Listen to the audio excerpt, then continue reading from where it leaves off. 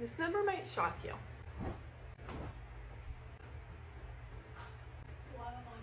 You can take up to 400 times to teach your little kid something, repeating yourself 400 times.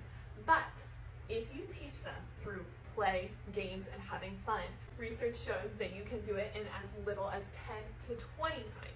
That is life-changing if you have a little kid. So what this means is if you're teaching your little one emotional regulation skills, how not to have huge tantrums or meltdowns, or throw the blocks, or hit their siblings when you say no, teaching them through play and games can make it so much easier. I have 3 kids who are 5, 3, and 1, so teaching them to share toys and be kind with toys, for example, has been a huge one. And when we started using games and play to teach this, instead of just telling them over and over, you're not allowed to take the toy from your brother's hand, you're not allowed to hit your brother when you're frustrated and you want the toy, worked so much better. Giving them games that they could play where when they were getting frustrated, instead of hitting their sibling or pulling their sibling, we taught them how to do power hands or to do splat pads on the ground to get that frustration out while they had to wait.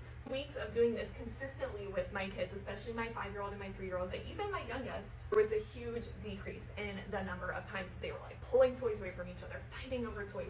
They were learning how to be patient, and it was so much easier and so much quicker than if I had just, again, repeated myself 500 times. So that is the power of using play and games to teach skills like emotional regulation, impulse control, etc. that leads to less tantrums and tricky behaviors. That is why I put all of my favorites into the Wild Hands Activity Guide, because I spent years learning about Montessori and play research and child development so that I could figure out which of these activities would actually make a difference.